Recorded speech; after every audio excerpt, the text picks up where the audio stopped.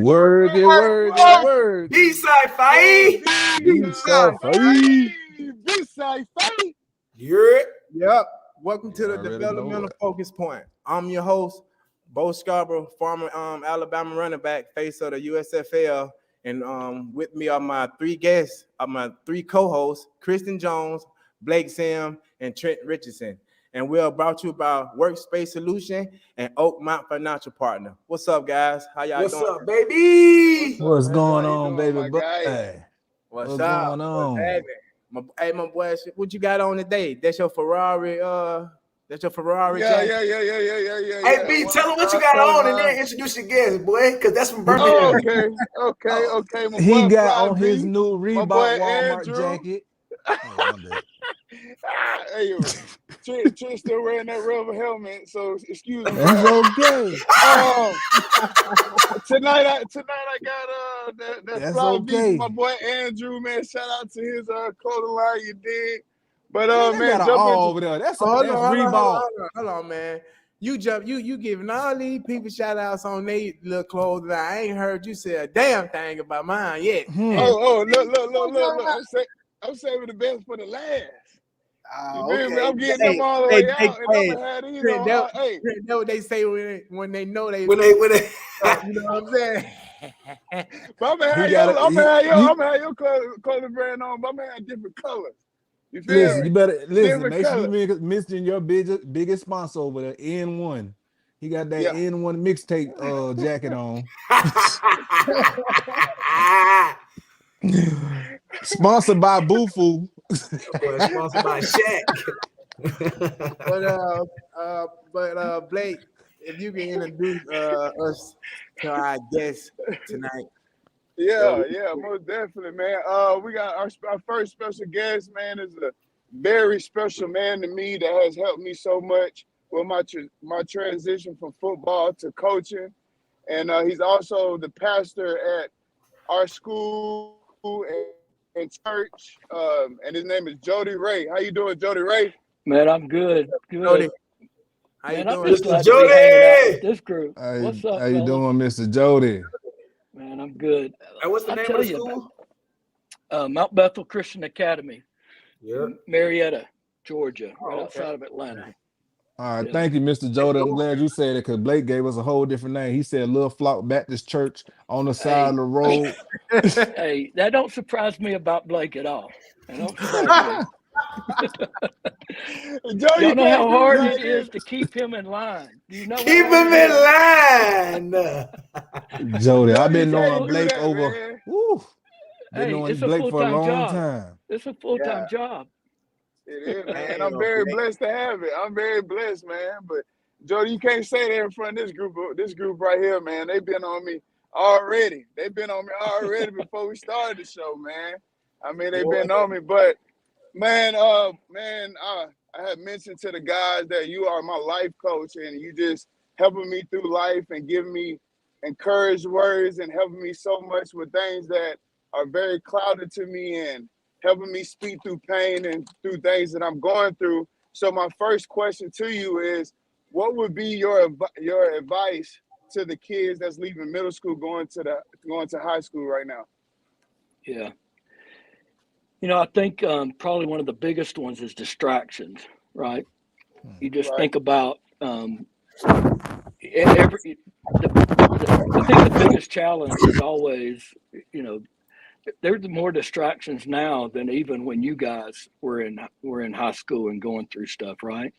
There's a kid on TikTok, and he's a 8th grader down in South Florida, and he's got he's a running back, and he's a umpteen thousand followers, and those things are good, but those things can also be a major distraction.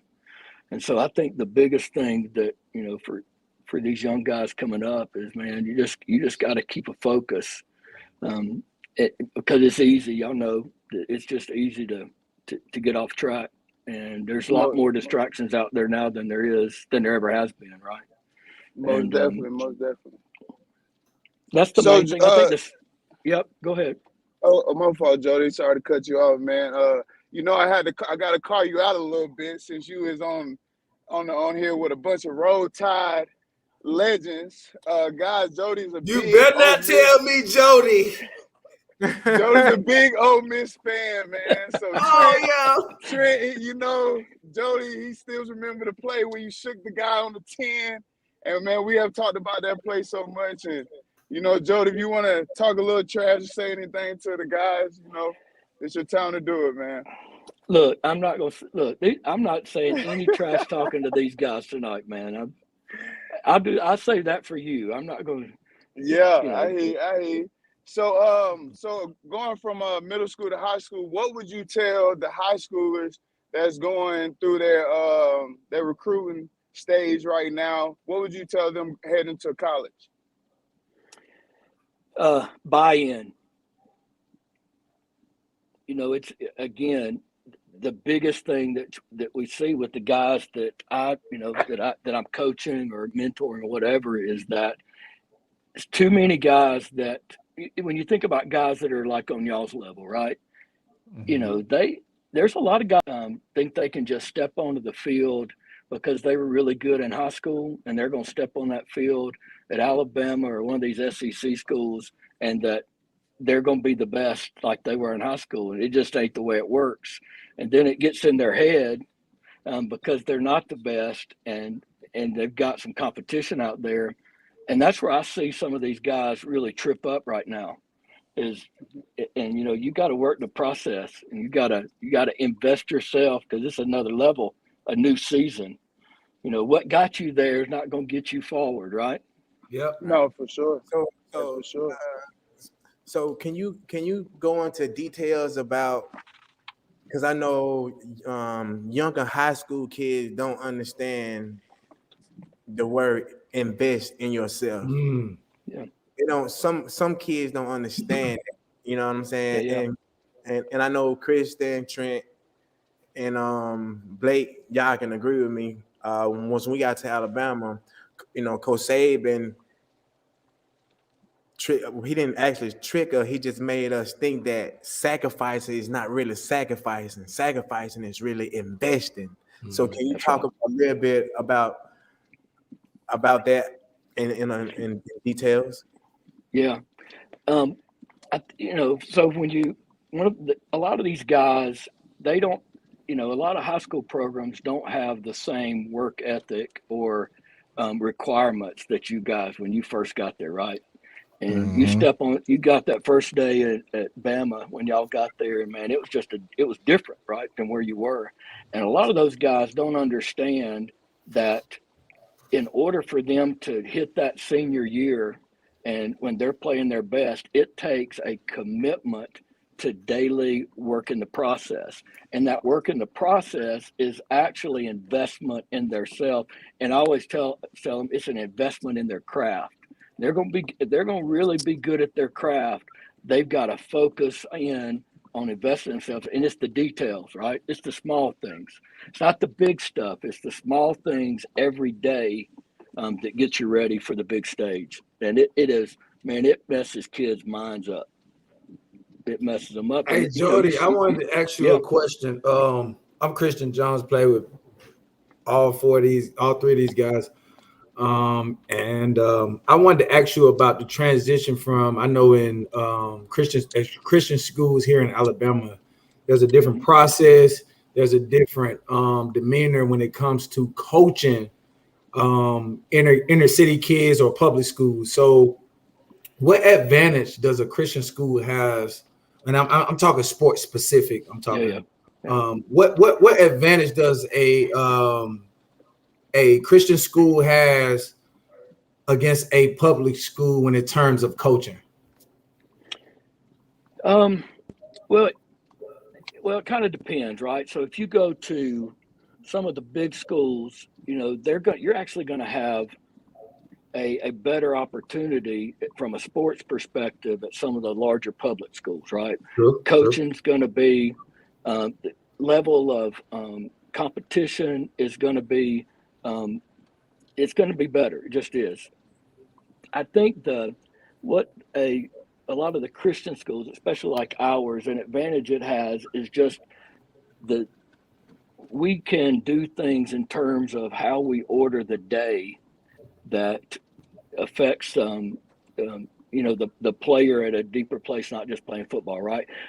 When people get to a certain place, certain level, and whether it be college and pros, you always want to work on your stuff, but what causes our biggest problems is we make a decision, a moral failure, or some kind of character issue, and that crashes us, right? Mm-hmm. And so sometimes these Christian schools offer an environment that really speaks into that more than sometimes a public school does.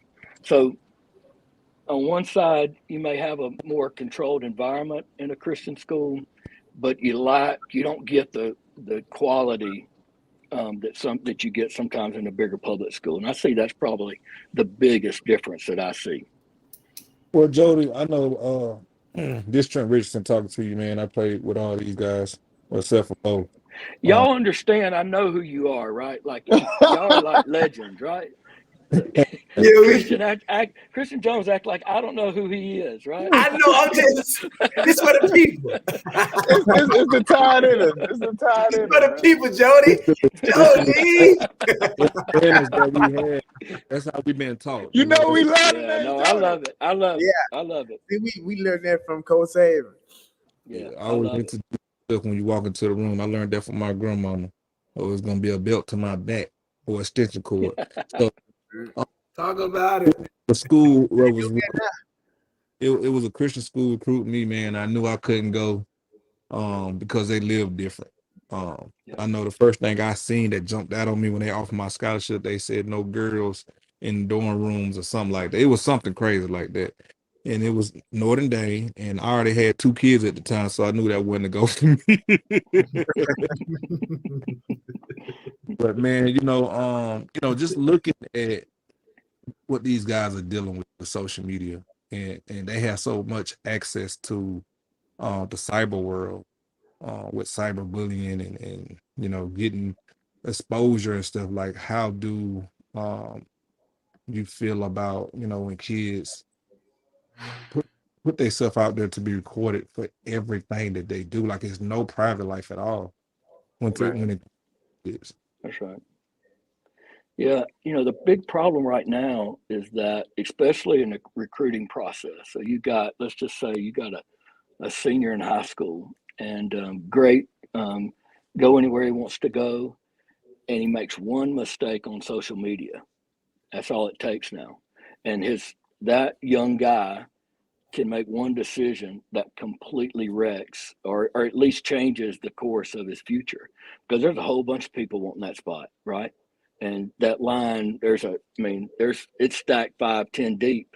And you just have to be so focused, because it's like, in today's world, you got one shot, and you got to make that one shot count. And it's everywhere. When you guys got to the pros, you felt it all over again. Just like that first day when you stepped on campus in Tuscaloosa on the field with Saban, and you feel it all over again. And I always tell Blake that you have to look at life in terms of seasons. There's a beginning and there's an end, and you got to be ready for it, because how you live in this season is going to determine your success in the next season. And so you got to stay focused. And it's a big deal, because now you can make one decision, just one little, mistake, wrong decision. It seemed like something small, but they can have tremendous ramifications on your future. So Jody, another question that I have for you, and that we all have for you, what kind of led you into the position that you in of being a leadership coach and also being a pastor? Yeah, man, it was really a calling from God. I was a banker, an investment banker, before, when I left Ole Miss, and just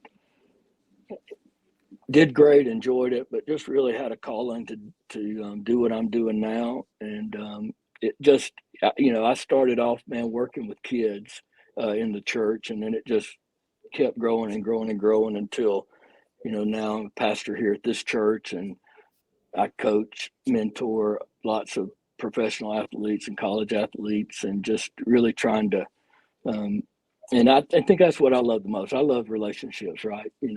Just being able, me and Blake, and just being able to be in his life right now and investing in him, and then watching him grow and develop and enter this next place in his life, man. That's just what it's all about to me. It's just seeing success in other people.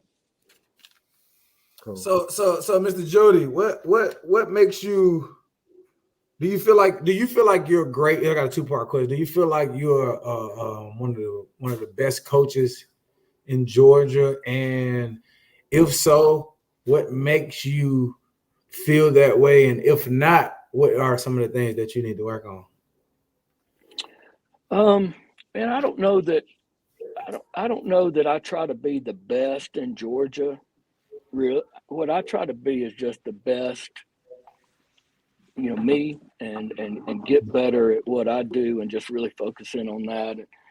And if it's all about the people that I get to hang out with, right? And so I'm successful when they're successful, and when things are working out for them, and they're getting where they need to be, and they're making right decisions, and they're seeing the fruit of the work that we're doing. That's what does it for me, really. And what was the other question you had? So back to back it up, I was basically just asking. It was like a 2-part. If so, what makes you? Basically, both of them was what makes you that way. If so, or what things you need to work on. If not, based off the question I asked you, so you can kind of answer, in terms of both of those. Yeah, anything that you want to be great at, whether it's football, life coaching, being a pastor, it's all about. Y'all keep hearing me say it over and over, and Blake gets so tired of hearing it that he don't know what to do. But I always talk about focus, and how are you going to be better tomorrow than you were today? And so that's the key for me, is just to what can I do tomorrow, and what I've got 30, 60, 120-day goals, and then it goes on down, and just making sure you stay focused on those.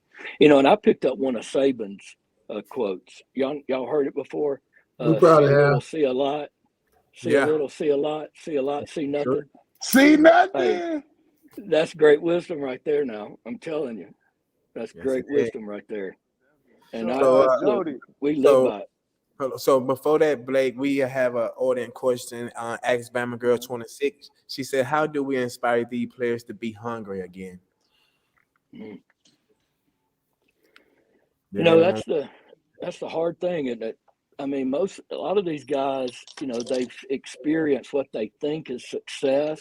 Social media success in high school, and they've experienced what they think is a level of success, and it just kind of, I don't know. It's kind of, it just, I know exactly what she's talking about, because I see it kind of dip as well, and you just don't see them push as hard. Now, that's not everybody. I'm not saying that, but I know exactly what she's talking about.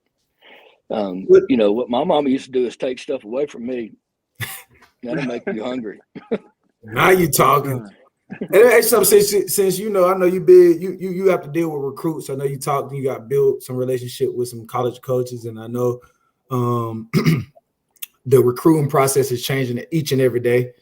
So with the NIL going into play with your school, and how are you discussing NIL deal with even high school players? You have to discuss it, because in the state of California, they're able to pay high school players. They're able to give high school player NIL deals, and here in a minute, it's only going to trickle down to the other states when they find it feasible and find it a way to navigate and deviate these other deals they have going on. So if Georgia was a state that was able to collect NIL deals in high school, how would you try to navigate or set sort of a process in yourself and what you do in order to get guys ready for that? And not only in high school, but if you had a kid going to a college, to a top Power 5 college or whatever college was going to, and they had NIL deal for them. I guess basically what I'm asking you is how would you nurture that? How would you guide that? And what advice would you give sort of a 14 to 18-year-old kid going into a situation like that? Yeah, I would do that. I'd tell them the same thing I do to the college guys that I work with. Everything that you get, it's a blessing, but it also requires stewardship, right? Everything. There's nothing job, position on a team, money. It requires a level of management and stewardship. And you got to be real clear on what your goals are. And, the worst thing obviously won't say names, but I've seen some guys get some money and it be a pretty nice bit of money. And 60 days later, just a couple months later, it's not there. And so just trying to help people understand that, man, you've been given a blessing. That is a blessing. And so how are you going to steward that to where it can continue to provide what you need as you go through the process? And that's what I tell the college guys. And that's exactly what I tell the high school kids too. Because, you just face it, some of these guys, they haven't seen that kind of money all at one time, right? And so it's look, money can solve a lot of problems, but let me tell you, it can create a whole bunch of them too. And so you just got to really steward that, and you got to get the right people around you. And I try to connect them with folks who can help them, can help them manage it and use it in a way to where it can last and be a benefit for them. Okay. Well, Mr. Jody, I think we have one more question for you. And the question is, I know you have a son. Hold on, Blake. Okay. Let me ask Jody, Mr. Jody, real quick. How long you been dealing with Blake? Long enough to know, Trent. So my question to you is, how much praying down on your knees do you got to do for Blake every day? Look, Blake, he blacked out his screen right now because he knows what I'm fixing to say. Look, he knows that I pray, but I'll jack him up too. He knows it. We'll get. That's right. I get in his business. Nothing's hidden.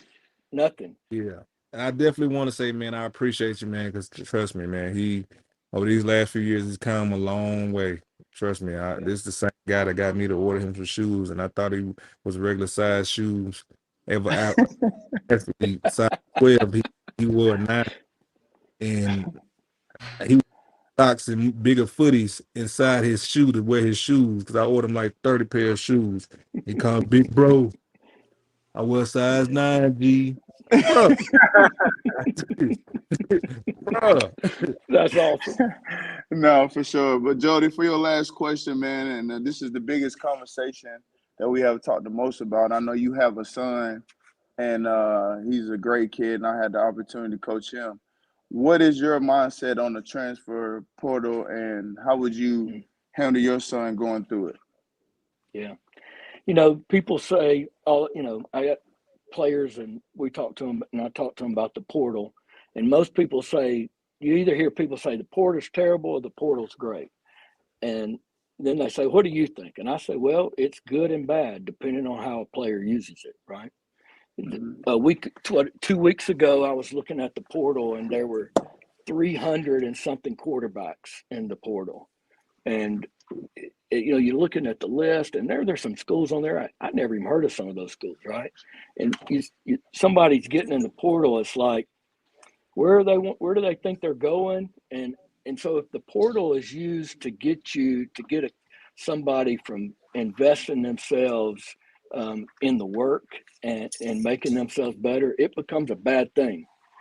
But there are some players that I've said, they've gone to, they were highly recruited, went to a big school, and they find themselves 5 or 6 down the depth chart, and they're not depth chart. They're not going to play professional football, and they just want to play. And I say, man, portal's maybe a good thing for you. But what concerns me, and I've had to jack some people up over this, is that if you use it because you feel like you're great and you don't need to work, you're going to mess yourself up, because you're going to go from program to program to team, and you're never going to get better. And some of these kids, man, they think they're awesome and they're good, but they're not all that yet, right? And so some of these guys, if they would just invest themselves and put in the work. I mean, you just think about, y'all got one of the greatest gifts ever to work under and be coached by Nick Saban and that whole crew. I mean, man, that's life stuff right there. I mean, it's awesome. And I'm a little bit nervous that some of these guys coming up, when they get to a place when it gets hard, and y'all know how it is, where it just gets to where, man, you having to push to make it through. And some of these folks use it as a way just to eject out and try to find something else. And that's when it becomes a real problem. And some of these guys don't have the right people speaking into their life, right? Who will tell them, man, hang in there, lean in, invest, get your butt kicked. It's good to get your butt kicked, and just stay in there with it. And that's the problem. When it becomes that, it's an issue. Because there's some guys out there doing that. But then it's a good thing for some of these guys who find themselves way down the depth chart, and they're not gonna make it to the league, and they want to play. Man, it's a good thing for them. True. And sometimes the fit's not right? I get that. Well, we have a question from Brooke Matavo for 1999. Question for all, based on what you all have learned over the years individually. What is one key advice you would give to someone with the goal to be a successful athlete in this game? I will start with you, Blake. Can you answer? Yeah. So, man, my advice is, man, stay with your inner family. Stay close to your parents. Listen to them. Also, ask questions, man. I ask a lot of questions, and just have your head down, man. Be in them books. And work on your craft. Work on your craft every day, and also pray, man. Pray and thank the man upstairs. One advice I would give is that never get ahead of yourself. When you're that top recruit at your high school, and there you may be the only top recruit, so you have to carry yourself a certain way, and anything you do will be used against you, and it will ruin your character. And that's all you have really in this game is character. So I would say take care of your character and do everything that you're supposed to do the right way, when you're supposed to do it, where you're supposed to do it, when it's supposed to be done. Trent? You can go first, Miss Jody, because I'm gonna break something down. Yeah, I would just say humility, man. Pride kills, and just be humble. Always know that, and remember that you every stop you got something that you can learn, and just be humble. For me, man, I would definitely say listen.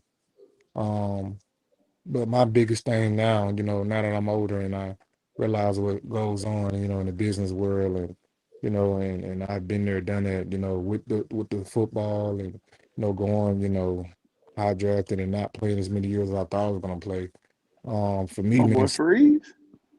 set objectives for with no limitations, and I mean by that, I wouldn't personally just set goals. I don't want to start something with the already knowing that my end destination, and because if you don't hit that, when you start thinking like, you start thinking and looking at yourself, in a different way, and it ain't got to just be football. It can be, you want your first house when you're 26. You want your first car when you're 27. You want, your first child by, you want to be married by 30. You want to have your first child by 31. When you don't hit those things, what's going to be your, I guess, people say plan B, but what's going to be the next thing for you? What's going to be your objective, man? So for me, man, if I was you, I would set objective with no limitations, man, and don't start something with the end. Right. Yeah. My boy said he feel at home. Yeah. Well, Mr. Ray, Mr. Ray, man, we appreciate you, man, and all the kind words that you said, man, of me and the guys on the team, man, because we don't hear that much from Ole Miss fans, man. You know, we're used to getting yelled at walking in the stadium and ready to go to war. Hey, anything I can do for you, y'all know where I am. Just hit me up. Yes, sir. Appreciate you. Yeah. Appreciate y'all. See you. See you later, bro. Blake, do you mind introducing our next guest that we have? Yes, most definitely, man. Coming live in effect. I know y'all probably heard something about him. You feel me? He's probably one of the greatest one of the coaches that Coach Saban would not get on. He would not snap back at him. And I done seen him snap on a lot of coaches. Trent, I know you remember that one time when you was on your Heisman run, and Coach Saban got mad because Coach Burns kept you in the scrimmage too long, and he was just going off on Burns. You too, Bo. I think I see Coach Saban go off on Burns about you too. But this coach right here, man, Coach Saban, love him. I think he's gonna be in the next Aflac commercial with Coach Saban. Coach Jones, man.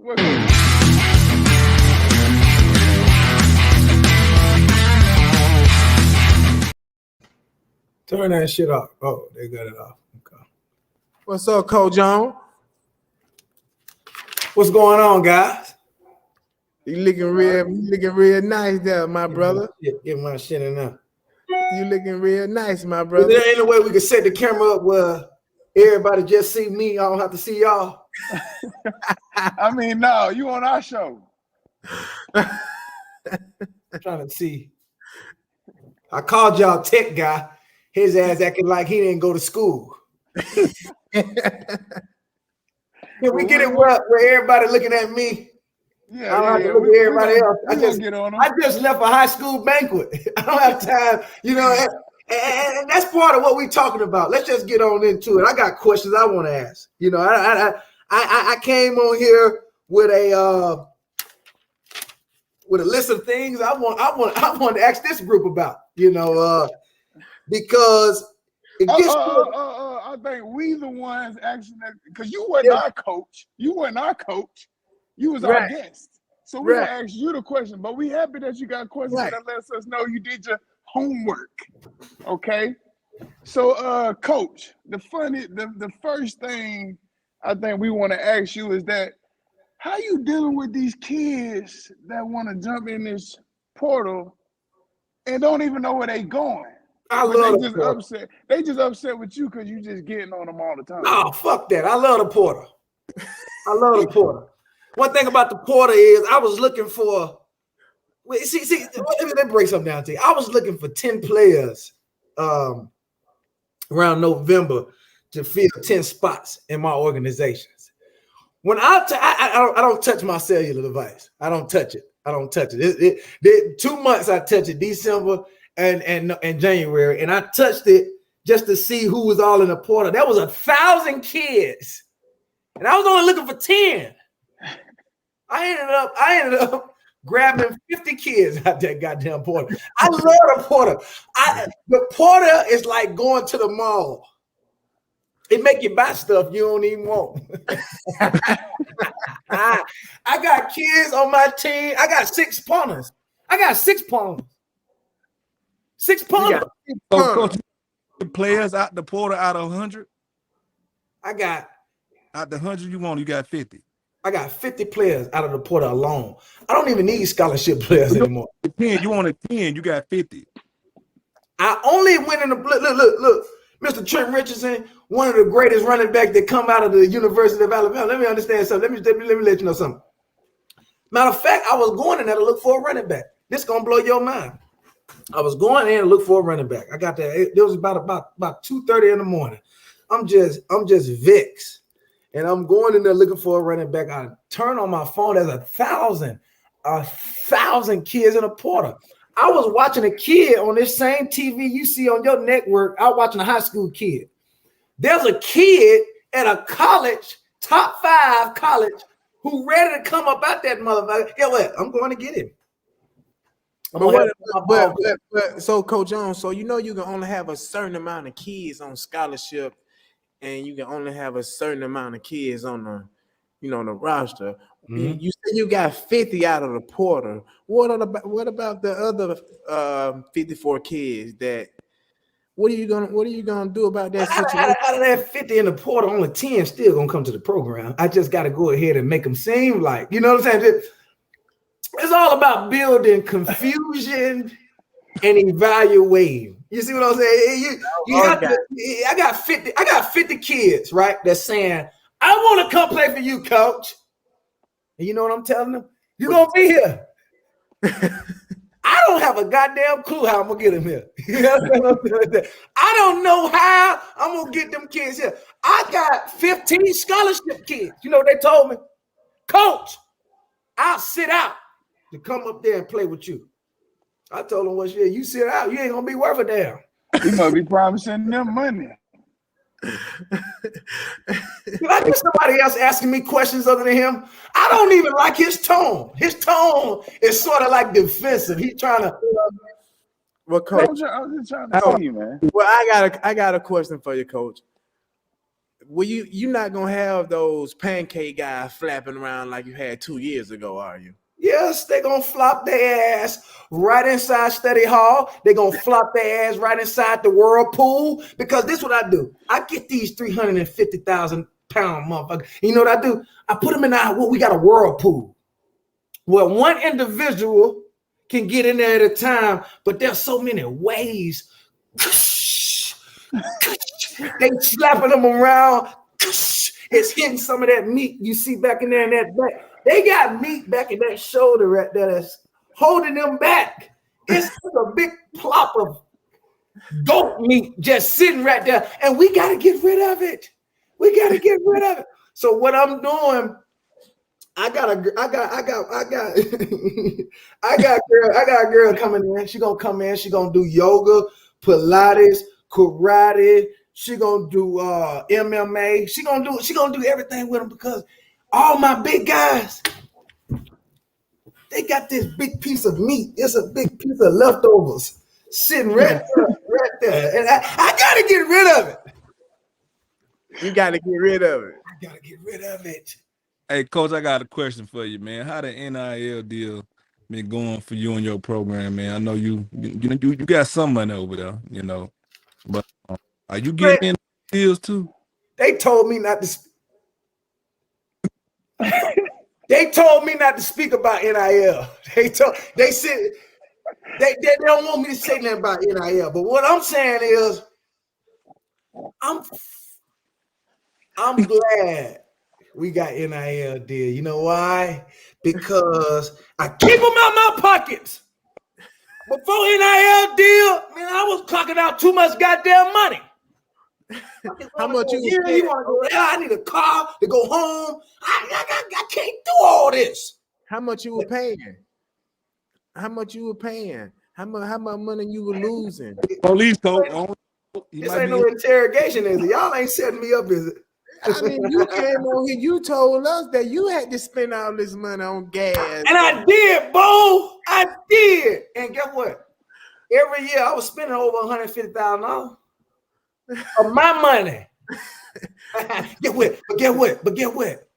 Them rings, baby. When you got rings, don't nobody care. When you losing, everybody care. Remember that. Just in case any of y'all having any downfall in y'all life, whatever area it is that you having downfall, you're not gonna get questioned about that downfall if you start winning. Start winning, and ain't nobody gonna say nothing about that. Next question. So, Coach, I know when I was I don't want them asking me no goddamn question. Did I say that? You motherfuckers paid me to get on here. Now, at the end of the day, I got an end button I can press. I don't want them saying a goddamn thing to me. Coach, hit that button. Okay. Go ahead, man. Yeah. See, over here on our team, my guys love me. So I don't think my guys gonna turn on me to help you out because we gave you a couple dollars. You see what I'm saying? So my question is, go ahead. You go ahead, though. Okay. Okay. So one thing I knew about when I was in college, I used to love dominoes. You know why? Because I had an action card with $300 on it. With $300, then that was without my per diem and my money I got every month from the school. So tell me what you doing for your players over there. I know everybody around the world that's coming to play for you has that question. So let's go and nip that in the bud right now.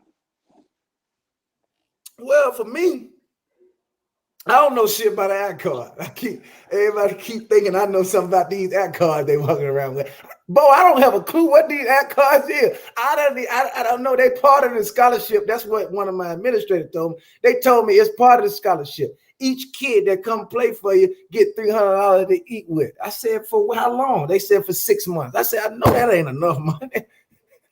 That ain't enough money. So what I do is, Coach, I put my folks through a financial program extension. It's a financial program extension where we teach how that works. We teach financial literacy. It's a 13-week process, and each kid is able to gain an NIL deal at the end. Long as they take a test and show that they know what 4 + 4 is and what 22 × 1 is. And, you know, it's some little mathematical problems in there, but it's only for their life enhancement. And what I told the teacher, I said, don't have them doing all that crazy stuff where they gonna start misleading themselves, because they not trying to be no math major. They trying to get paid. You see what I'm saying? So don't take them over the river. Let them float through the water. You see what I'm saying, Trent? You see what I'm saying? I knew you gonna get that one. You gotta put these guys in position to be able to have that money. See, you wonder why. You wonder why. One thing can't nobody say about me. When it comes to that NIL deal, and I'm gonna make sure up. Yeah, they can say a lot of things that these kids lose their mind when they get paid. These kids lose their mind when we get that. That's why I'm getting a club. See, we already got the food. We already got the clothes. We already got a mall inside our organization. We already got a restaurant inside our organization. We got a barber shop inside of our organization. You know the next thing we got to get? I told him, you got to put a nightclub in there. A motherfucker What's gonna be called? What's gonna be called? Yes, sir. Quiet time. I'm gonna name it myself. I'm gonna call it Quiet as Kept. Every secret you got, they're gonna keep it in that motherfucker. Listen to me. You gotta be able to have your guys go to a nightclub, and guess what? If I went to a nightclub right by the ball field, I'll make it on time. Put them in a situation that they can't get out of. Well, before y'all ask me the next question, one of my favorite movies is Godfather. You know why I like Godfather? Because he always told them, I'm gonna make a deal that they can't resist. You gotta make a deal that they can't resist. So, hey, I got a question. How you gonna battle Coach Prime with this recruiting? Battle Coach Prime with this recruiting? Let me say something with you. Coach Prime has already lost when it comes to recruiting. Because when I buy a house, I don't bring a house. When I buy a car, I don't bring another car. When I like that girl, yeah, I might like her. There ain't no good explanation, because I might like her friend. But what I'm trying to tell you is, I don't bring nothing extra to the party. No. If we was going to a party, let me say that. Let me show you how I do things. If we was going to a party and all three of y'all was going with me, and I'm keeping it 100%. If we was at the line, and I'm the one in the front of all three of us, I'm in the front, right? And I said, yeah, I'm in here with all my boys. I got Mr. Trent, I got Mr. Bo, I got Mr. Blake. I don't give a damn about Mr. Trent, Mr. Bo, and Mr. Blake. Only you can get in.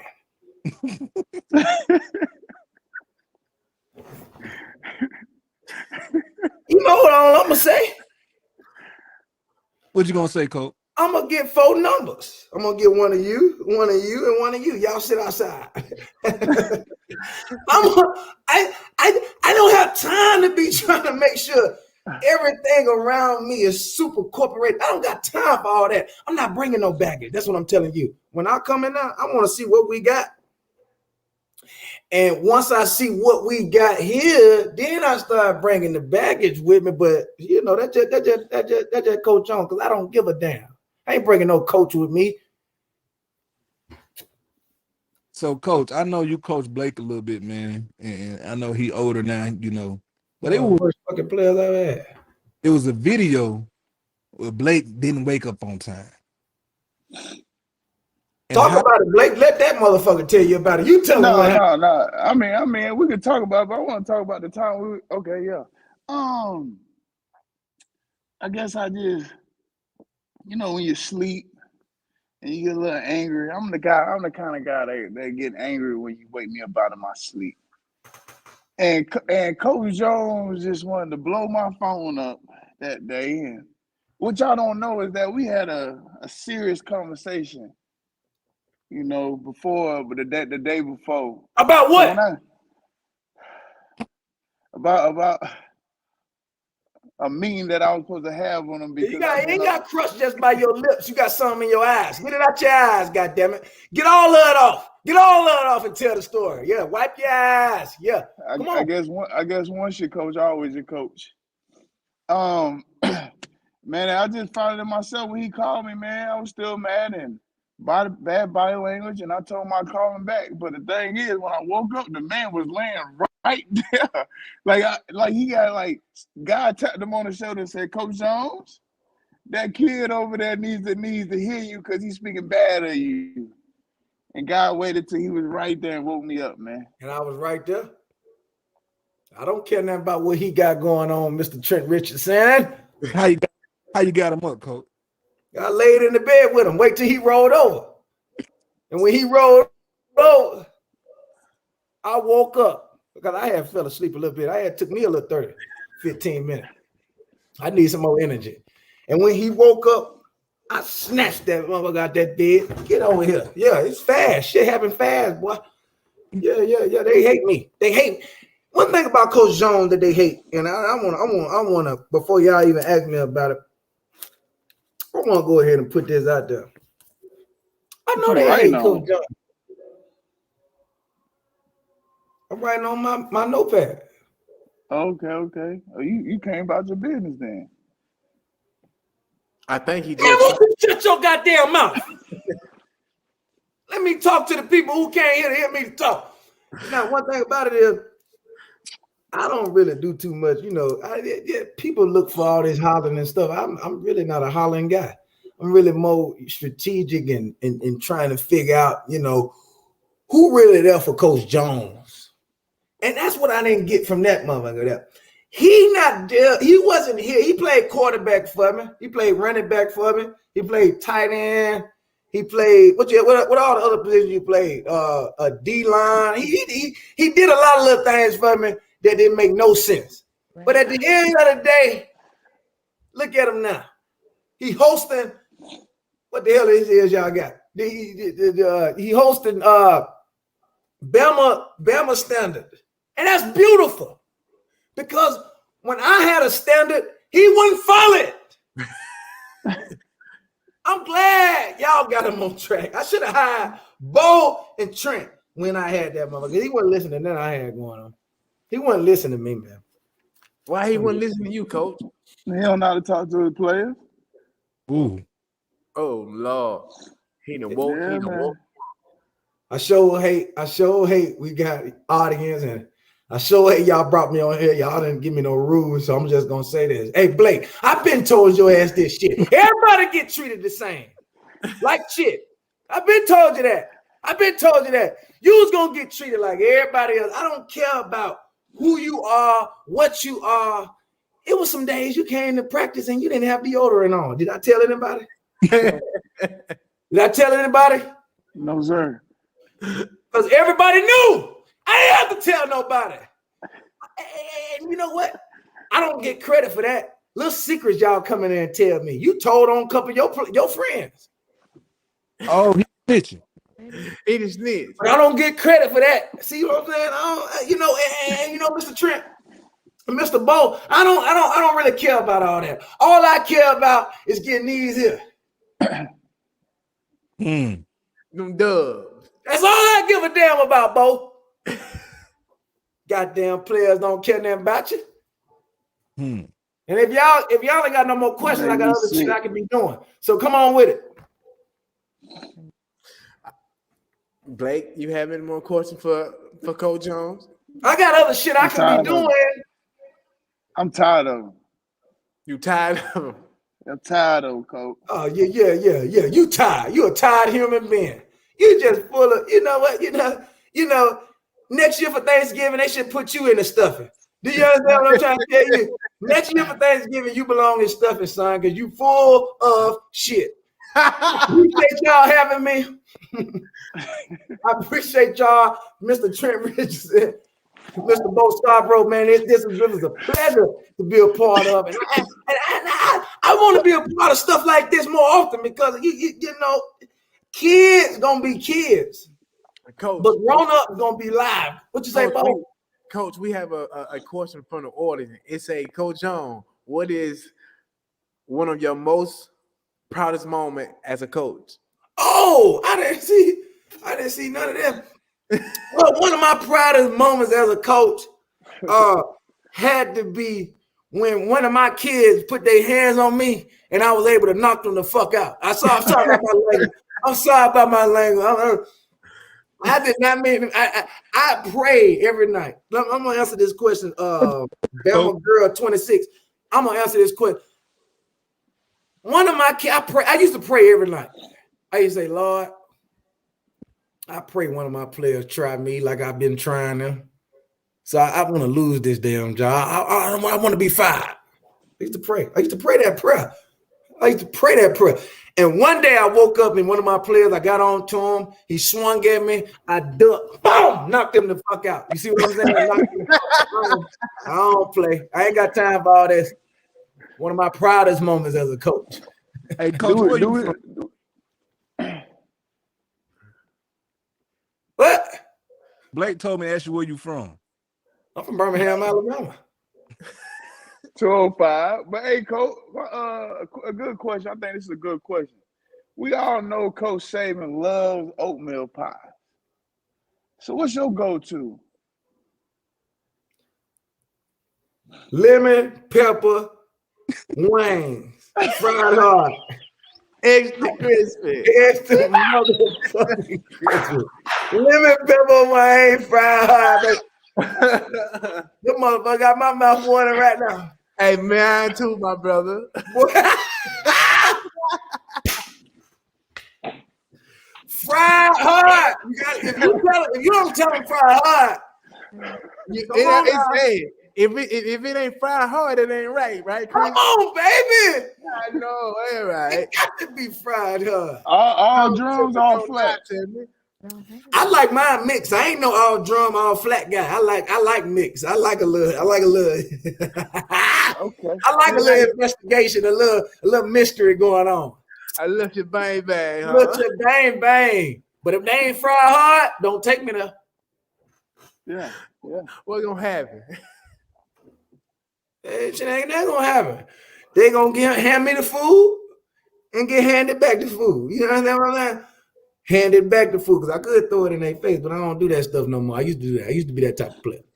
Hey, we gotta ask this question right here from Brittany B. I was talking to Blake off before you got on. He said you weren't from the hood. Shit me. Shit me. I like what Blake said though. I like this question here, Coach. How do you handle poor play calling from your coordinators? Yeah, how do you handle that? I fire them. No, see, the thing about firing is you ain't gotta fire. There's level. You can fire a guy for a day. That's a day I can just fire your ass, or for a moment. You ain't calling plays no goddamn more, man. Give me that goddamn play call sheet. Can you break it down for us, Coach? Like, does it come from film? Can you break it down from the film to talking to him? Okay, so what happens is they're getting him out of the building. Do you got security to get him out of the building? Like, I don't want to know all this. Okay, so what usually happens is, and we're just talking about if I don't like what the play calling is. So usually on Monday, I'm watching everything that he putting in. On Tuesday, I'm rewatching what I saw on Monday, but I'm watching it live. And if I don't like it by Wednesday, I'm pulling him inside of my office. And the things I say is, let me go. Some of the stuff I say, I got it in this paper. I said, Coach, you keep. Can I just want to say I'm not gonna use the F word, but I'm just gonna say, what the hell are we doing? And then I wait on him to answer, and then I write stuff down. If I don't like what he say, I write stuff down. When are we gonna throw the ball? Well, Coach, I felt like this was a run game team, and then I get to writing stuff down. Coach, what the fuck we gonna do with our best player? Why he ain't implemented in 6 of these top 10 plays? Well, Coach, I just felt like, and then I'm writing stuff down. And then by he get done talking, I say, well, you know what?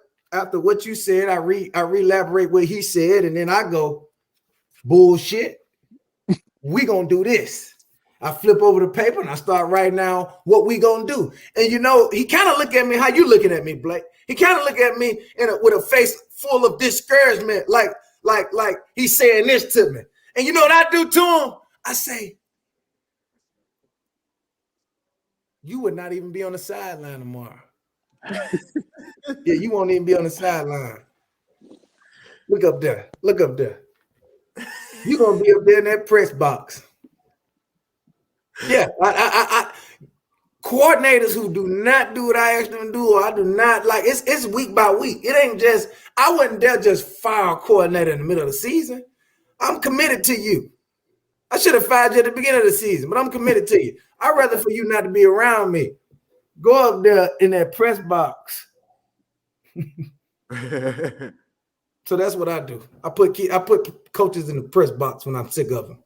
I got you, Coach. That's all you got for us, Coach, or you got anything else for us? What advice? I was gonna ask y'all that. Y'all already running me up a goddamn wall. What you gonna say, Bo? What advice would you give some of these kids that are trying to come into your program? Oh shit, don't worry about trying to come to my program, because I don't need nobody trying to come to my program. I need people coming to my program. Yeah, people that are coming to your program. Okay. Yeah, people that's coming to my program. What they need to expect? Getting paid. You gonna get paid. That's number one. You gonna get paid. You gonna get some money. Let me tell you something. I got boosters knocking on my door every day I wake up. 100,000, 200,000, 50,000. Some of this money I don't know what to do with. I almost gave a kid 150,000 just because I ain't know what to do with. So what I'm telling you is, if you want to get paid now, fast, instantly, come to my program. If you want to get paid in the future and get millions, come to my program, because we setting this shit up for everybody to get some. Oh, okay, I like that. Mm-hmm. Anybody else? I want y'all to ask all the questions y'all got now. I don't want y'all walking away from here and talking behind my back. Say it now. They told me that you were blind once before, and you played the piano during your time that you were blind.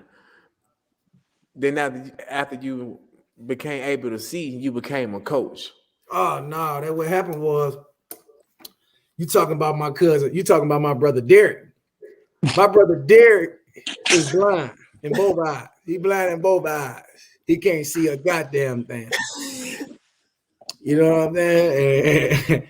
And the thing about Derek is, Derek does not care that he can't see. And it ain't never like a mother. You know, usually you got a blind brother, a blind sibling, a blind friend who needs your care, and because he cares the fact that he blind.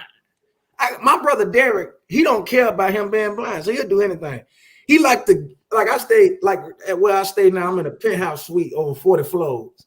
And he likes to walk out on the balcony and just act like he's gonna tilt on over. I told that motherfucker the other day, you could tilt over all you want. I don't want to come get you. He stayed his ass from back of that balcony. Yeah, so it ain't me. I wasn't blind. I was never blind. I wasn't blind. I was never blind. My brother Derek, a headache, man. It's one of my biggest. We'll get Derek on here one time, whenever you get a chance.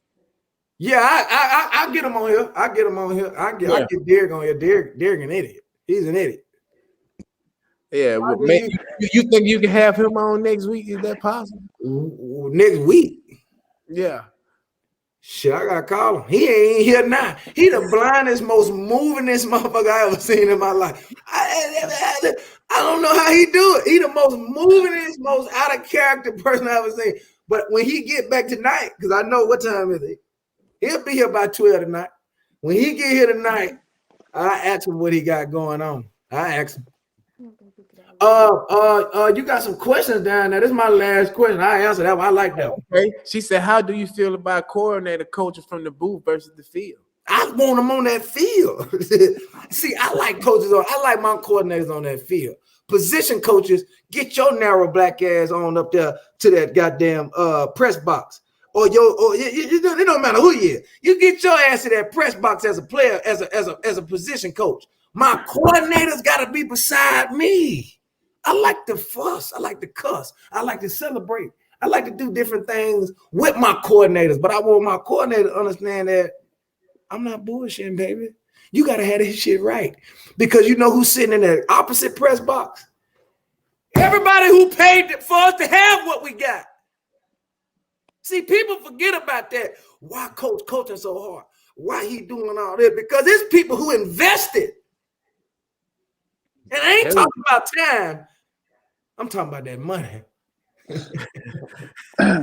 Well, Coach Jones, I got a question, man. Because I heard you had a Richie Millie on your wrist the last game. So what is your swag at these games, baby? Is you wearing Jordans? Is you got the visor hat on like Lane? You know, what's your swag, man? What's your game pre-game ritual? What you rocking, baby? Pre-game ritual.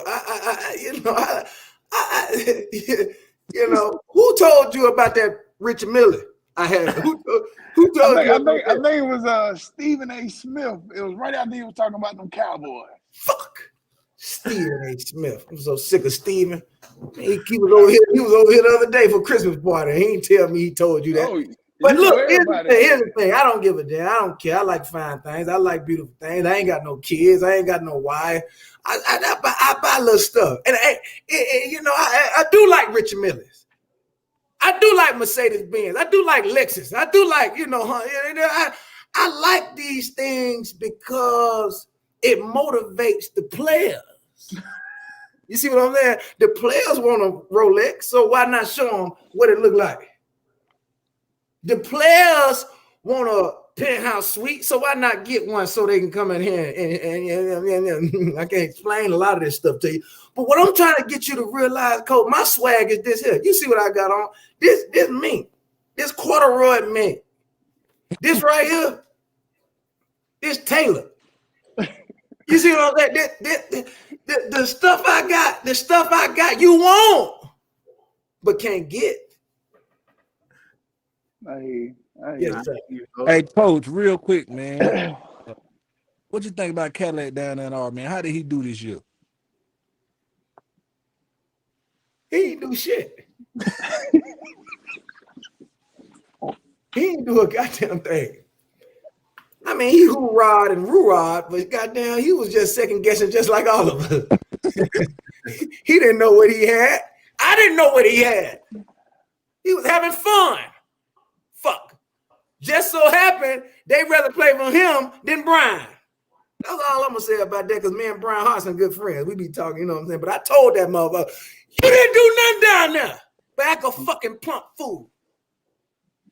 Show your natural ass. That's all I like to say. Natural ass. You showed it to the world, and the world saw it. And Cadillac came over here with no experience and brought energy, but he ain't do a goddamn thing. Well, Coach, It was good having you on. We appreciate you and your time. I know your time is valuable. I know how you are about your time. So we appreciate you for giving us the knowledge of the NIL and all the other things that is going on in this. I ain't seen nobody write nothing down though. Whole time I was talking, ain't nobody write none of the shit I was saying down. Fuck y'all had me on here for. We did. I was putting in my notes in my phone like Trent. We wrote you down, baby. We got you. Yeah. I was putting in my notes on my phone. I can't share my screen, but you know what I'm saying? I will show you, Coach. Kiss my ass. Taking notes, Coach.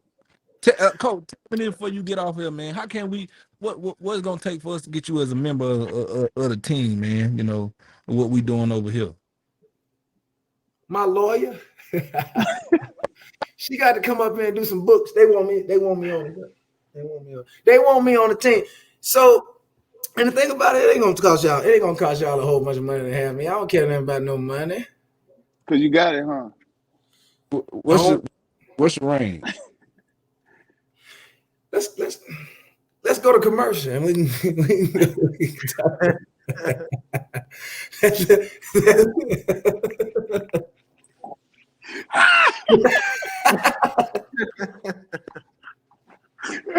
Man, go to commercial.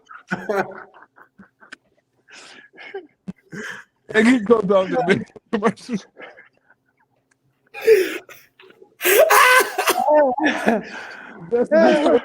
They go to commercial. Man, Coach Jones, man, bro, you never seem to amaze me, baby. Hey, I appreciate. I mean, when you gonna amaze me? That's one of my questions. I didn't tell you my great. You didn't remind me to tell me my great news, man. Oh, what's your great news? I have received a great job offer from Texas A&M Commerce. I will be the running back coach for them next year in 2023. You know what I'm saying? I go down there, start next week, and that's going to start the journey of my coaching. I got to buy some more aspirin. I got to buy more aspirin. What you saying, Coach? You going to get them folks a fucking headache. Because when you get them a headache, I'm going to get one. And because they're going to be calling me trying to find out what the fuck they hired. I'm saying, I'm taking everything that you taught me and I'm going to apply it where I'm at. I would have never thought I'd be saying this to you, son. But I'm going to say it. Don't go there and apply none of that shit I taught you. You're going to get fired on your day off.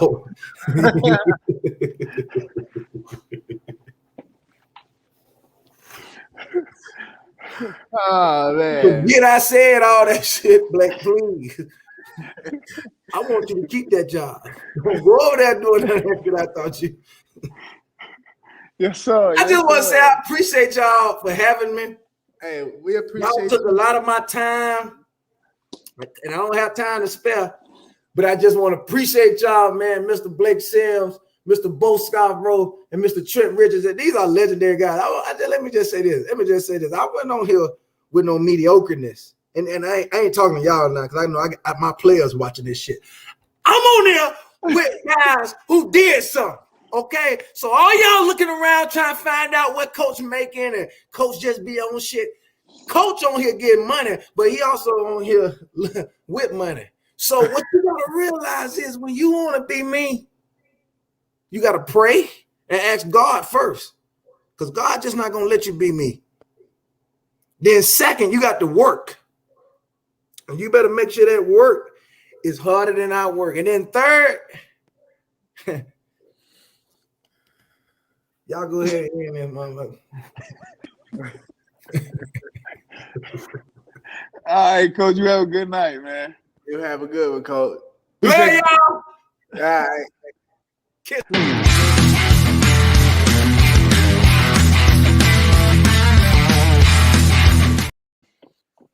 Man, hey, Coach that was a good one right there, boy.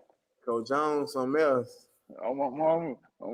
Hey, we got to tell our people to get with his people. so they can get the rapping. Exactly. You know what I'm saying? Bro, that man deserved his own show. Oh His- God. Hey, he like Madea play. He deserved his own play. Definitely. Oh man, hey, I can't wait to meet his brother though. I can't wait to meet his brother Derek. I can't wait either. Derek, I can't wait to meet Derek, you got to say the K, huh? Derek, because he's an idiot. Oh man, I can't wait to see that. Hey, what kind of glasses you think he gonna have on? I think he gonna have on them Rays. The Ray-Bans. Yeah, I think he gonna have on them Rays. Man, You tell might me as that. well. And Coach Jones in the bed with you, like, what was you thinking? Like, Well, fam, like it was first off, I thought that I had. looking at you like this.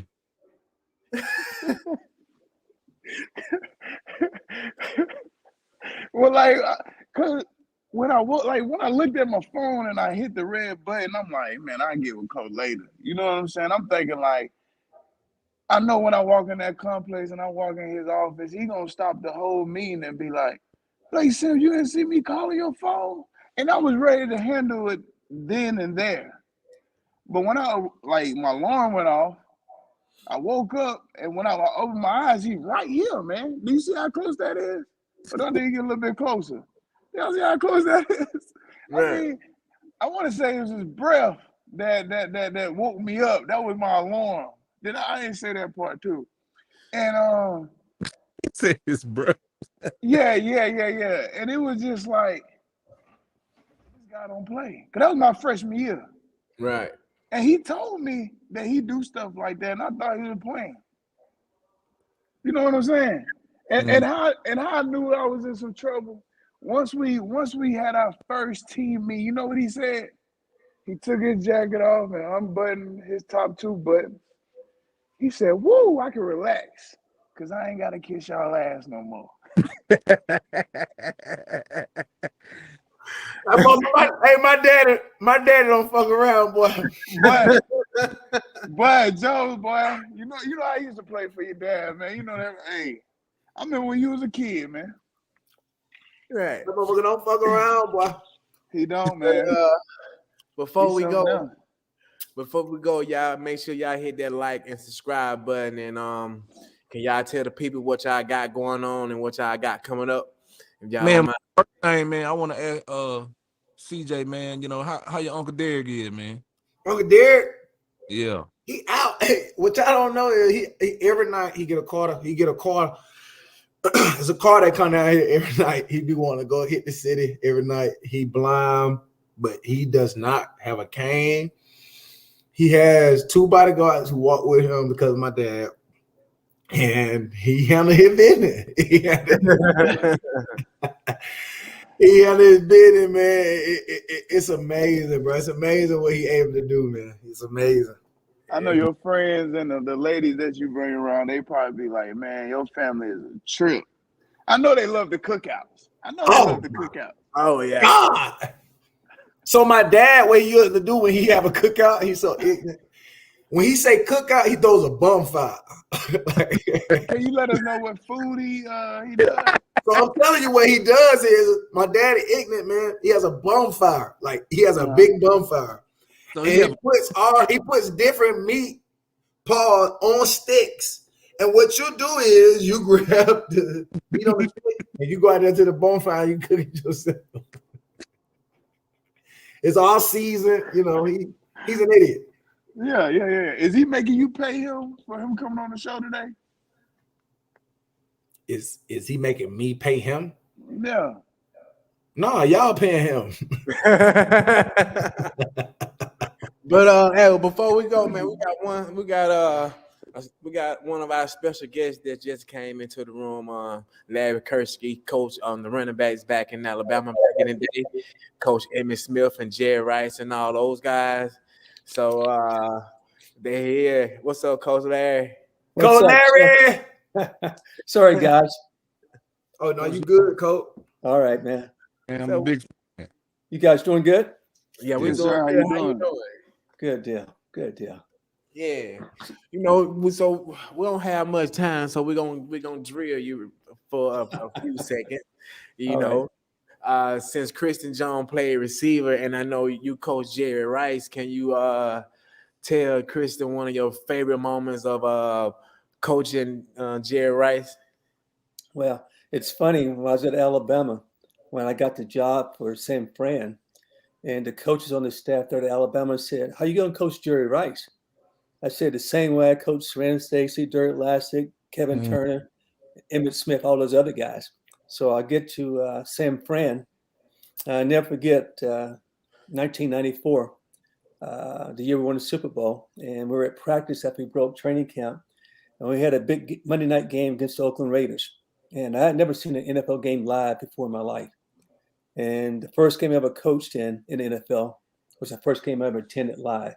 And that night, Jerry broke the all-time touchdown record, and of course, won the Super Bowl that year. But leading up to that week, we came back from Rockland, California, out in the desert, and we had practice, and we're back in Santa Clara, and Jerry drops a pass in practice. And this is my first year coaching there, and I don't think anything about it.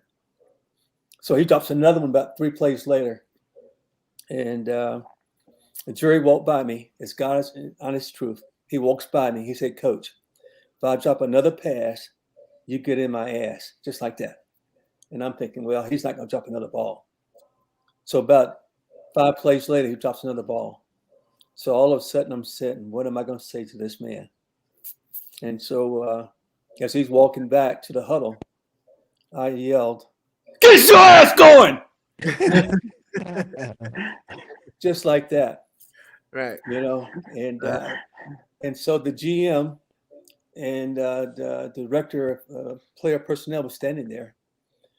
And they said, "You little turd, you've been here 3 months and you jumped on the best receiver's ass of all time." And I walked into the huddle later on, patted Jerry in the butt. I said, "Hey, Jerry, thanks, man. I needed that." So in other words, he gave me the okay to jump his butt, which is very unusual.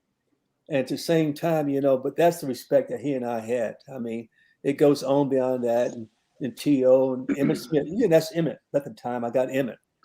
Emmitt was a freshman in college, and Emmitt kept pulling on me, "Coach, put me in against the Miami Hurricanes." And I said, "Just be patient, Emmitt." So I finally put him in, and he rushed 3 times for 15 yards. And the next week, we played some team out of Rutgers, I guess it was.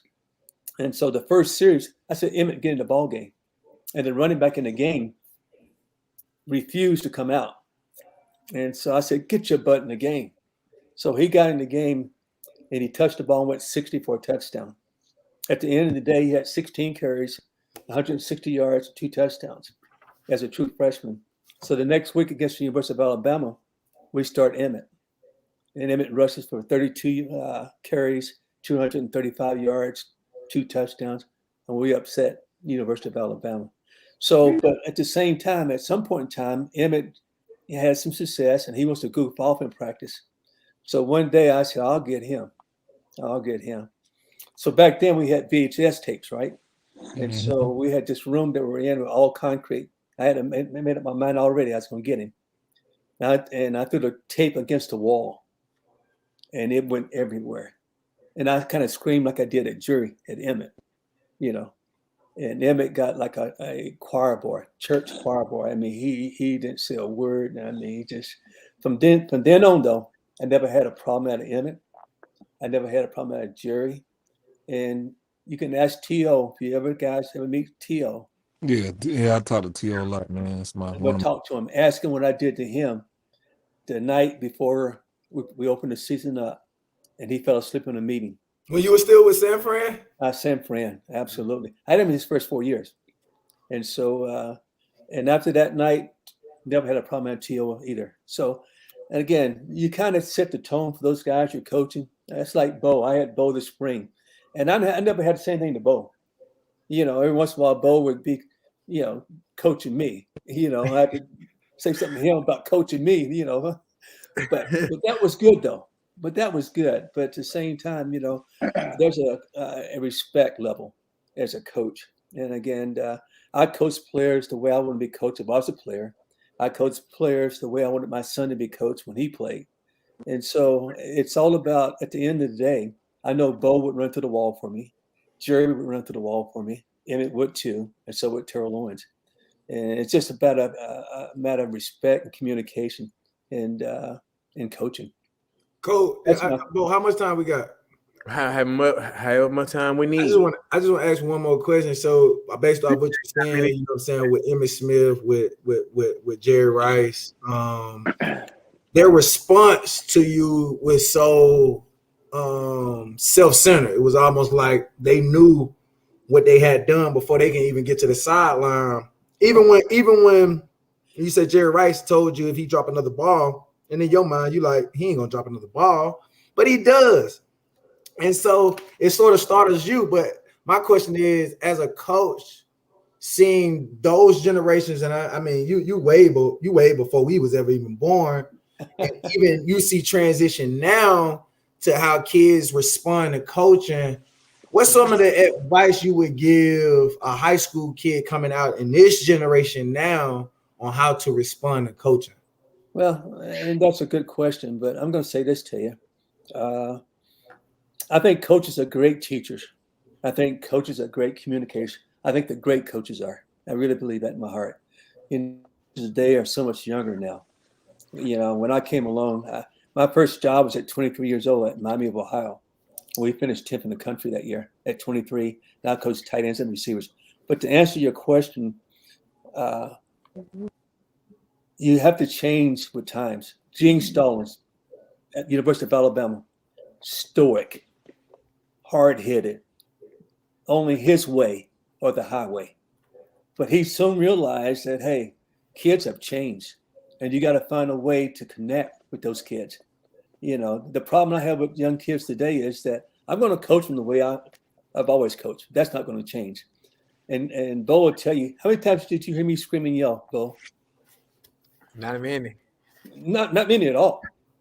In over 45 years of coaching. Hey, what he used when I know that I did something wrong, get what he gonna do to me? He gonna walk up on me and pinch me. He gonna pinch me like, hey. I do that, or I'm gonna give you a look. And that you ask Jerry Rice, if you ever meet Jerry Rice, he gave me that look one day in practice. I jogged the other way. I'm just gonna give you that look. That's all I'm gonna give you. But that's out of respect and I'm the biggest fan. Just understand that, you know. And Jerry Rice, Emmitt Smith, Earl Owens, all those guys have made statements about Coach Kirksey. And the thing about it is that, again, I'm going to respect you. You're going to respect me. And we're in this together. And that's just the way I've always coached. And I've been blessed from the standpoint. I raised my kids the same way, you know. I tell my son, tell my daughter, I can handle anything. Just don't lie to me. Think about that one now. Yeah. Now, we all make excuses, right? But don't lie. Don't lie. I can handle the truth. Yeah, the truth may hurt me. No matter how bad it is. No matter what. Yeah. The truth is always better. But at the same time, to go back to your question one more time. Young kids today, they want to be coached. Now, sometimes they act out because they don't understand what you're trying to communicate to them.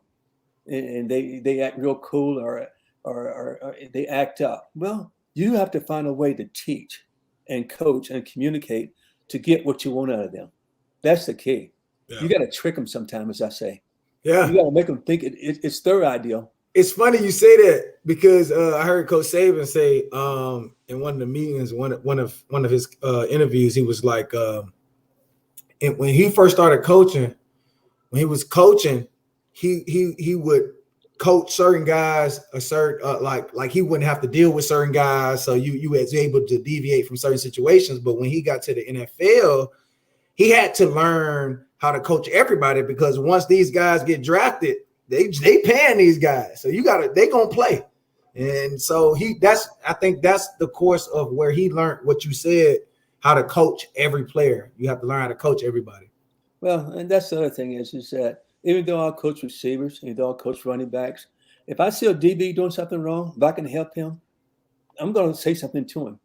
And case in point, there's a guy, if you guys ever run across him, his name's Dante Robinson. He's a first-round draft pick from the University of South Carolina. Mm-hmm. Okay. And receiver? And, he's a defensive back. Defensive back. From South Carolina. And the thing is that I coached the Houston Texans for 7 years, Andre Johnson, for 7 years. And he was there a year before I got there. And he would come up to me after practice every day and say to me, I wish you coach me. Meaning, that I taught, I communicated, and I showed, hey, let's do it this way, or let's try it this way. And I communicated with my players.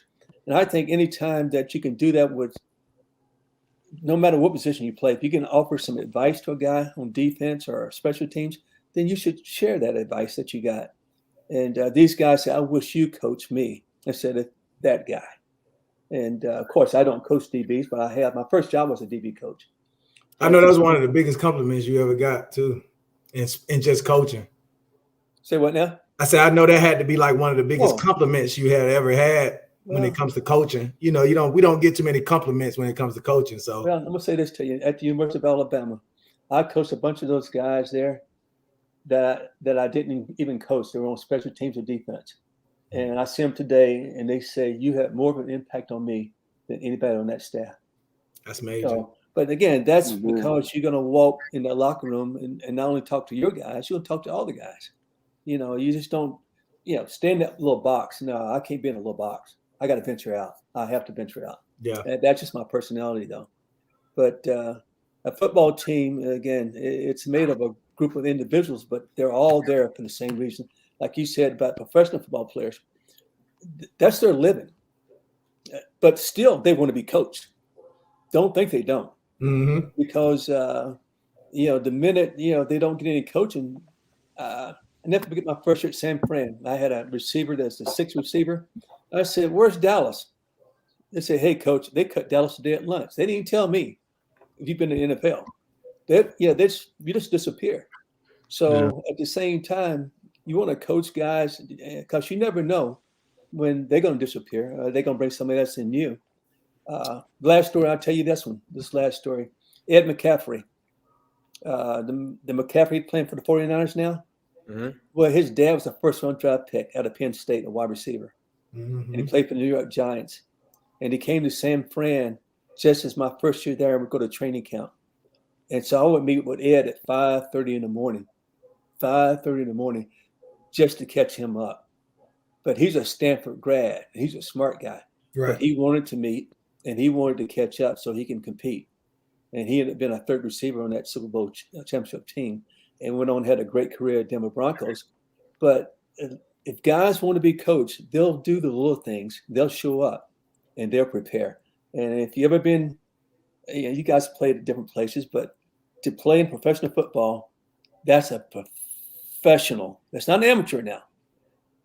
It's not an amateur. It's professional football. And so that's what you have to do. You have to act, you have to play, and prepare because you never know who's watching you, right? And the great ones, they work without anybody watching them. Mm-hmm. You don't have to worry about those guys. Mm-hmm. Hey, Coach, real quick, man. I'm from Pensacola. I went to the same school as Emmitt Smith. Well, you know Pat and all those guys, huh? Yeah, I know all those guys, man. We had this coach Jimmy Nichols was his running back coach. He was my head coach. He was Brooks' head coach too. Right. What when you were coaching Emmett, when he in school, like what made you know that, hey, okay, he done turned the corner. Like this, all right, this is what got through to him. Like this is what made that moment to make me realize, like, hey, this dude is special. Like he get it. Well, I came to Pensacola for 2 years watching him play. For 2 years coming to watch him play. And he just had it. I mean, he was a natural. I mean, there was nothing flashy about him. He's just a natural born, gifted football player. And so, like I said, once we got him to Florida, we had some guys. I coached Count Emmett, 3 other first-round draft picks at Florida, and had 2 other guys that were better than all those other guys that quit. But Emmett came along at a time, and the thing about Emmett, I wanted to ease him in, and he kept wanting to play. So once he played and the lights came on, it was over. And he did every game, not some of the time. He did it all the time. And that's what the great ones do. So, Coach, I have a question, Coach. What would be your advice for a young coach that's going into his first gig? Like, what would be your advice for him? Okay. My advice would be, again, understand this. You're not the head coach, are you? No, sir, I'm the running back coach. Okay. See, that's the thing. Again, you got to understand what my role is. And like I said, in other words, if you're in charge of DBs, receivers, linebackers, or whatever, then you're going to make sure 5 things happens in your coaching world to get these guys to be a better player. You got to make sure they get a line right. They can't get lined up, they can't play. Think about that one now. Ridley, I went to watch. I told Bo this maybe. I went and watched Ridley as a rookie for the Falcons, and Matt Ryan was chewing his butt out every day chewing his butt because he couldn't get lined up. He's on the wrong side. If you don't know your assignment, you can't play. Think about that. Right. You're in the huddle now. You see a lot of these college kids, and there's some college kids that are gifted, but they can't play because they can't get in the huddle and get the play call, can't get the formation, the play and the snap count, and go get lined up. Then when they get lined up, got to look at the coverage, the front, or whatever. They can't. Mm-hmm. So alignment, assignment, technique. Think about that one.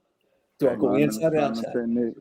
Coach, we have a question from the audience. It's are you related to the Kirkseys in Utah, Alabama? Well, I know the Kirkseys in Utah. I do. In fact, I live next door to one to play golf with out in the Woodland Forest. And I know there was a Diane Kirksey that was Miss Alabama, the first Miss Black Alabama. Mm-hmm. But I live next door to the Kirkseys in Woodland Forest. And they had a daughter named Jessica Kirksey too. But my mother's name is Merriweather, Sally Merriweather, and she's from Utah, Alabama. Mm-hmm. And but that's my family there. But alignment, assignment, technique, execute, right? Right. Mm-hmm. And then the last one is finish. So as a coach, but at the same time, you got to make sure that you can communicate and tell them what you want done. Okay. You don't have to, yell and scream at them. You got to. Right. The other thing is that as a coach for 40 years, and there's a picture of me somewhere. You can see my calves. Tell them, Bo, when I was with the 49ers. I did my own drills. I threw my own drills. I even ran routes. So you as a coach, if you're going to teach, you got to be able to demonstrate. Tell them what the drill is, right? Demonstrate. Yeah, hey, he's still demonstrating. Tell them what the drill is. That's my thing. So I have my own business where I train youth athlete football players and specifically in receiver.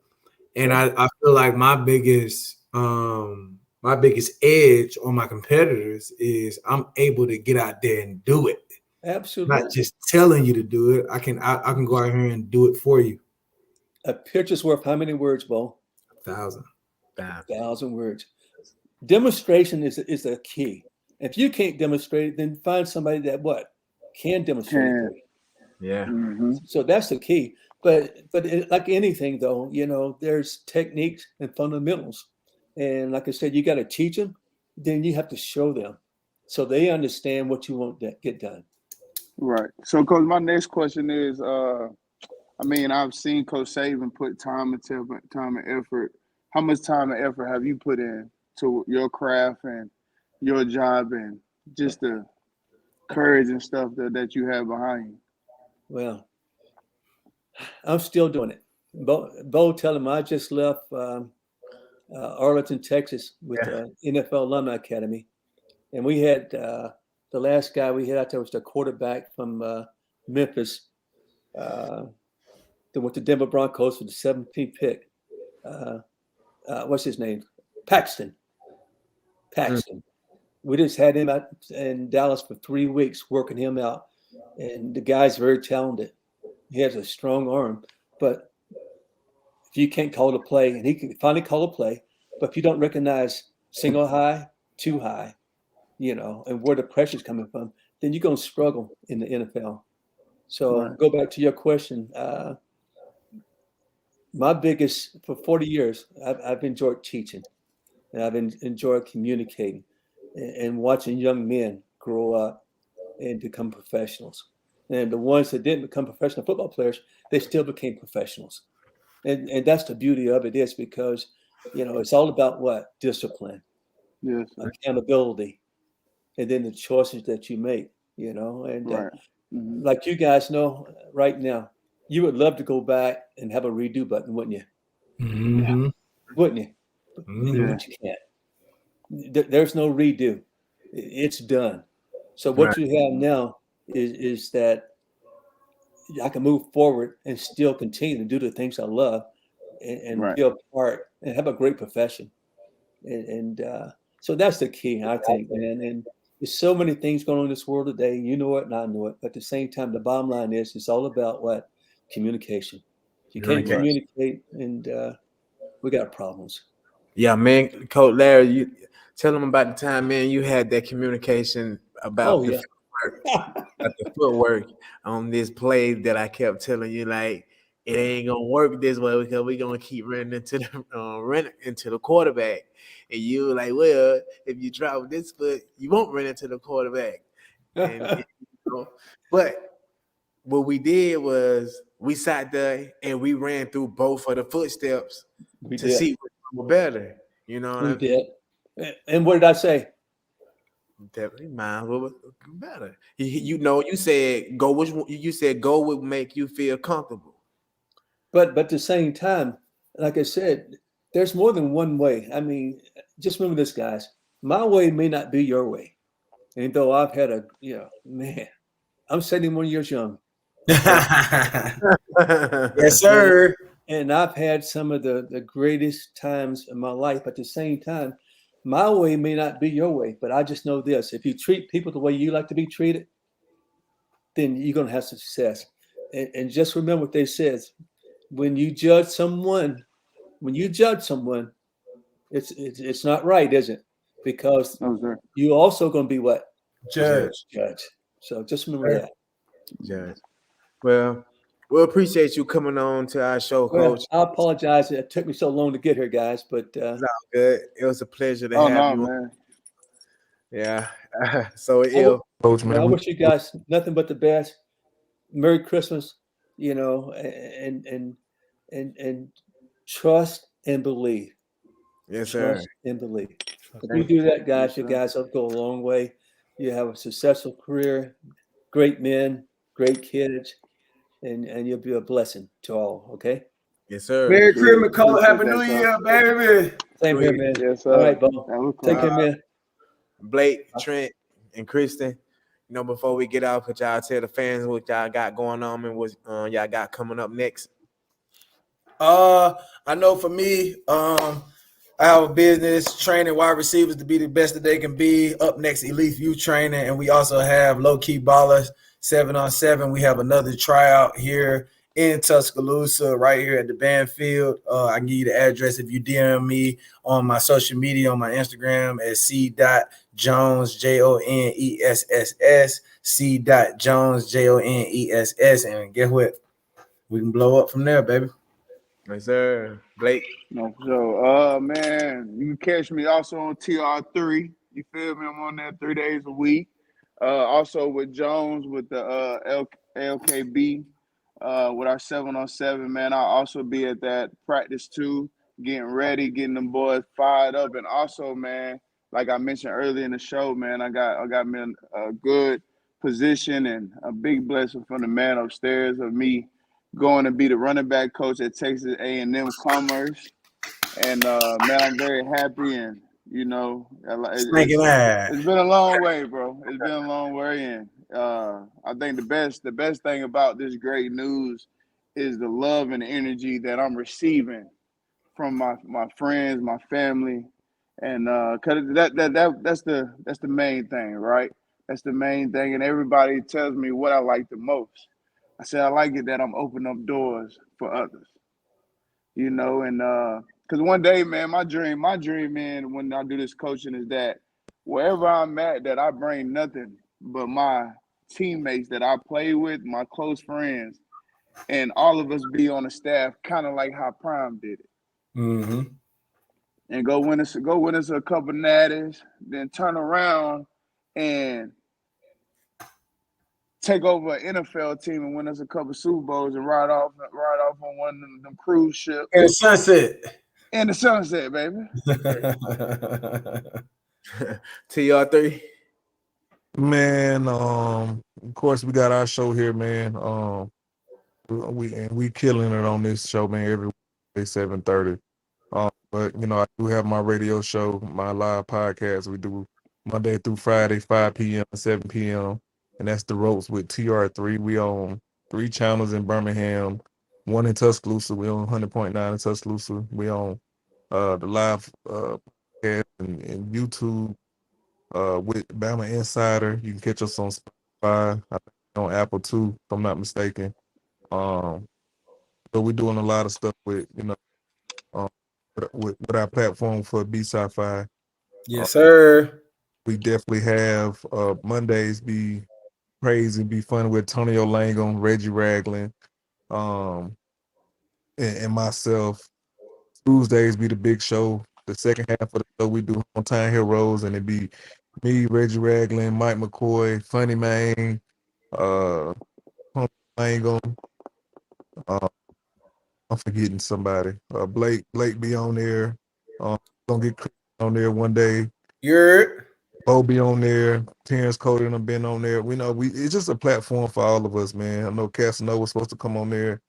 But man, we just try to open up, man, and just give real talk. You know, we talk sports. Of course we're gonna talk sports, but we talk about what's going on because it's much more than just sports out there, and it's much more than Alabama sports. So, you know, we try to get that platform to everybody, man, and teach the kids around here that's being raised by social media, and to, you know, talk to the older guys too that want to hear the locker room talk. And we do a good job with, you know, just going on in the community and being able to serve and help other people out. So, and on top of that, man, I am the athletic director for the Irondale Youth Program. And so, man, we're going into basketball season. We just got done with football season, man, and so getting ready to kick off this basketball. I think it's January the 9th. It's the first day for youth rec league basketball, and we partner with Alabama Hoops, man. We're gonna have fun this year, man. Then we're gonna move on to baseball, and we're gonna try to put soccer in there too, man. And we're gonna definitely do track, man. So, you know, any help we can get from y'all, wisdom, you know, I say giving back, man. Giving back is, you know, the quality of time and help to get these kids, man. So we'd love to have y'all come out there and support these kids, and you know, just give back, man. So, man, I appreciate when we. Cool. And you also can catch me on TR3 on Thursday nights. I know that's the night Trent gave me. You know what I'm saying? He only gave me Thursday night. Hey, you want? Come on, man, 369. But yeah, you can also catch me on TR3 on Thursday night. Be About Your Business merch, BoScarbrough.com. The leggings is out, and you can also catch me on the Bama Standard on Tuesday nights at 6 p.m. And yeah, man. Y'all know the bowl game coming up, man. I'm thinking about taking a radio show down there and just being in the hotel for about, in a hotel where the players, where the players stay at. It was always a good crowd, man. We might can get our show down there too. Right. For Wednesday episode, man. I think that'll be big, and we can try to. I've been talking to some guys about getting the Senior Bowl done too. So hopefully we can get both of those in, man. So that's a big. Trent, say the name of your podcast again. The name of my podcast is The Ropes with TR3, and the big podcast is Hometown Heroes, man. But it's under one entity with The Ropes with TR3. I gotta get me on that motherfucker, cuz. Hey, wait, we trying to get you there. I gotta get on there. I gotta get no, don't get me. Get my daddy, Coach Jones. I gotta get my pops on that. We gotta get Coach Jones. We gotta get that bad for Coach Jones, though. Right. Yeah, get that shit together. Y'all talk about it. Come together. But it was good having y'all guys on, man. Hope y'all have a good rest of y'all night and roll tide. Roll tide, man, forever, man. Live by it, die by it, man. Yeah, be stuff up, baby.